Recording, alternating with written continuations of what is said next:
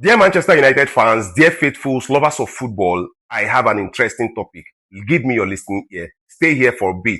The video might be a little bit lengthy, but we are discussing something really important. A lot of Manchester United fans do not know this. If you're seeing my face for the first time, please click on the subscribe button, click on the notification button. Anytime I drop a video, you will get it. Listen, if you see this channel, it's all about Manchester United. I talk about Manchester United, everything about Manchester United, analyzing the matches, giving the reports, bringing the news and events that are happening around Manchester United. So let's delve into this deeply. Look at our club.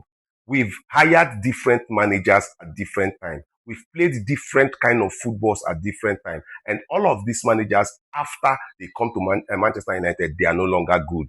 Look at Erik ten Hag.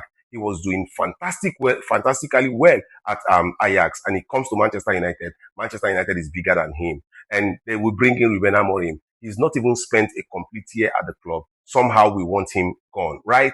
And if you look at it, the same thing with Mourinho, the same thing with Louis van Gaal, the same thing with Ralf Rangnick, the same thing with Ole Gunnar Solskjaer, the same thing, the same whole thing. They come in, they look good first, then the next thing, they are bad, and the fans are clamoring, send them out. The first problem of the club is the fans. The second problem of the club is the media. And the third problem of the club is the board, right? This is not about Ruben Amorim's system. It is not about Ruben Amorim's style. Amorim is playing a very beautiful brand of football. Look at Manchester United stats on paper. We are looking really good because we are creating chances, but we are not scoring them, right? And if you look at it, Manchester United is being rampaged in the midfield. Whose fault? Ruben Amorim? Does he have the money to go buy players? He would have done it, but the board has to get in players. So look at it. With all of the coaches that I've called, we have called some world-class coaches. Louis van Gaal, we know his antecedents with Barcelona. What's his name? Jose Mourinho. These guys have come to the club. Ralf Rangnick.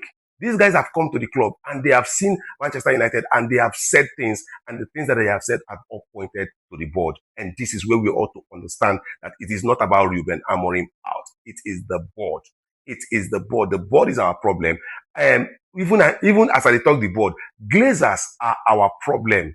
It is Glazers that are actually making money off Manchester United without reinvesting it into the club.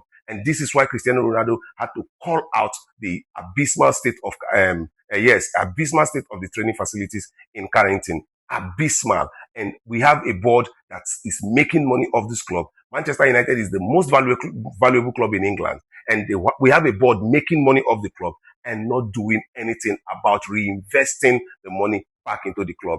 Are you not understanding this? Listen, they went out there to get Ruben Amorim, who was doing very well at Sporting Lisbon. They brought him back into the club and they told him to come and play his style of football. Why would they tell him to come and play his style of football? Because we've played other styles. We've played the Ralf Rangnick style. We've played the Erik ten Hag style. We've played others, and we still did not succeed with it. So we needed to bring in a fresh manager with fresh ideas to change the philosophy of this club and the mentality here. And that is why they brought Ruben Amorim. Somehow, Ruben Amorim is at the club now and not good enough. Why? It is still the board. The board, ask yourself, have the board provided Ruben Amorim with the right personnel? Have the board done it?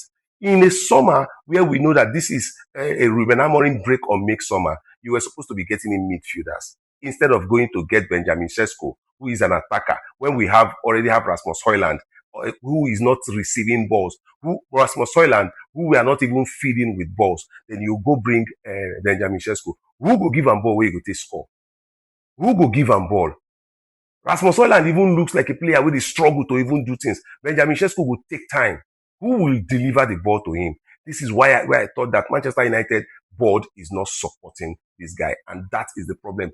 Glazers are the problem. Look at our midfield. We cannot compete in the league with 33 years old midfielder. We cannot compete with the league with a midfielder that is not self-aware, which is Ugarte. We cannot compete in the midfield with a number 10 who is 31 years old and you're telling him to come back and play in the middle of the park. How are we going to succeed?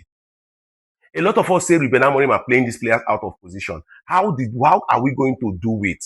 What is he going to do? If you look at it, Casemiro cannot carry the club. If you look at it, Kobe Mainu cannot carry the club. Even when he looks sharp and all of that, he came in the other day. He cannot carry this club. There is a very serious pandemic in the club, and it is the board, the Glazers. The Glazers did not sell Manchester United. They only got in a partner to come spend money for Manchester United. And they still are the ones making money and taking money off the club without reinvesting it. These are the problems. It is not about the system. It is not about the coach. It is not about the players, because the players will play in their natural position if the board actually gets in. Look at Chelsea, how did they buy player? See Arsenal, how did they buy player? Arsenal gets squad depth, Chelsea gets squad depth, Liverpool gets squad depth. What is that about Manchester United? A team that is rebuilding. How is it? How do you think? How the fans, when they take teams, say Manchester United will fit compete against these teams that have built their team to almost perfection in different area, in different key areas of the pitch? You want to use and compare Manchester United, we just get only Mbeumo and Cunha, only because if Mbeumo and Cunha get injury come out today, who are you bringing in to replace them? That is the question. We do not have squad depth in our club. All of this boils down to the board. The board is supposed to be getting players. The board is supposed to be scouting. How are we not scouting for players? How are we waiting? This is very lazy of the club, of the board. How are we not getting scouting? Get players from different places. Get players from different places to come to Manchester United and perform. But no, we are waiting for Brighton. We are waiting for West Ham. We are waiting for clubs to go scout, get these players, and then we come pay exorbitant amount for them, pay them ridiculous salaries, and leave the coach hanging halfway. Why don't you complete it? This Manchester United squad needs 2 CDMs. One very mobile CDM that's good with the ball, physical, to move and run around, and then one that is a very good stopper and actually very press resistant. This is what we need in the club. We need wing backs who are defensive oriented as well as offensive oriented. This is what we need. But somehow Manchester United fans choose to pay blind eye to these things and to call out the coach. Coach, when we get players now that they call out, who they will bring? Which coach are you going to bring at Manchester United now that will actually do what bring us out of the problem where we are? We no go buy player. How many players we don't give Ruben Amorim? How many players actually? We've bought Matheus Cunha, bought Mbeumo, bought Benjamin Sesko, where we no really need. Go buy Sani Lamens, Dogu, and Heaven. Right? We are not ready to compete.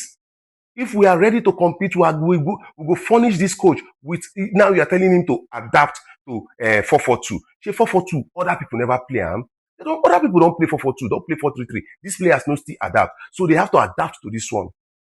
So that is what I have to say. Look at the board. It is the board that we are supposed to be calling out. They should be out there getting players for this manager. They should be out there getting in players for the manager instead of looking at the manager playing players out of their positions and affecting the club negatively. Manchester United fans, you are one of the problem of the club. The media is putting in a very wrong narrative about this club. And Manchester United fans, you are flying with it and you're using it to put pressure on your manager. That is a very, very serious problem. Yes, we've lost to 2 of the best teams in England. And somehow they are making it look like we've lost everything in England. 2 of the best teams in England, and we lose to as the games they start. We knew all of this before this time came. And somehow, when a few say we are supposed to beat City, we are supposed to beat Arsenal, as how this team will on the build themselves, then get squad depth, machineries everywhere. Manchester United fans, I want you to look at it critically. Tell me what you think in the comment section. I'll be there with you. See you again in my next video.